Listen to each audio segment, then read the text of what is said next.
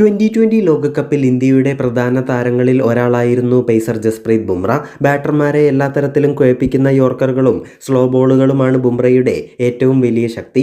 വ്യത്യസ്തമായ ആക്ഷനുകളും ബുംറയുടെ കരുത്തു തന്നെ. ലോകകപ്പിൻ്റെ ഫൈനൽ മത്സരത്തിൽ സൗത്ത് ആഫ്രിക്കയ്ക്കെതിരെ ഇന്ത്യയെ വിജയത്തിലെത്തിച്ചത് ബുംറയുടെ തട്ടുപൊളിപ്പൻ പ്രകടനം കൂടിയായിരുന്നു. ഇതിനുശേഷം ക്രിക്കറ്റിൽ മാറ്റം വരുത്തേണ്ട ഒരു നിയമത്തെപ്പറ്റി സംസാരിക്കുകയാണ് ജസ്പ്രീത് ബുംറ. ഒരു ക്രിക്കറ്റ് നിയമത്തിൽ മാറ്റം വരുത്താൻ സാധിച്ചാൽ ഞാൻ നോ ബോൾ നിയമം മാറ്റുമെന്നാണ് ബുംറ പറയുന്നത്. നോ ബോളിന് ഫ്രീ ഹിറ്റ് നൽകുന്ന നിയമത്തിൽ ഭേദഗതി വരുത്തണമെന്നാണ് ബുംറയുടെ നിർദ്ദേശം.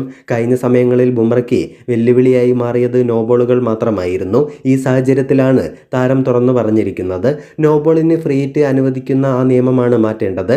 ബുംറ ഇന്ത്യൻ എക്സ്പ്രസിനോട് തൻ്റെ ആഗ്രഹം പറയുകയുണ്ടായി. മുൻപ് 2020 മത്സരങ്ങളിൽ മാത്രമായിരുന്നു ഫ്രീ ഹിറ്റ് അനുവദിച്ചിരുന്നത്. എന്നാൽ ശേഷം ഏകദിനങ്ങളിലും ഈ നിയമം കൊണ്ടുവരികയായിരുന്നു.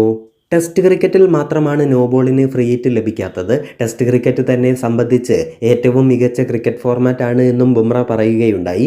എന്നിരുന്നാലും ക്രിക്കറ്റിൻ്റെ എല്ലാ ഫോർമാറ്റിലും ബോളർമാരെക്കാൾ കൂടുതൽ ബാറ്റർമാർക്ക് പ്രാധാന്യം ലഭിക്കുന്നുണ്ട് എന്നും ബുംറ കൂട്ടിച്ചേർത്തു.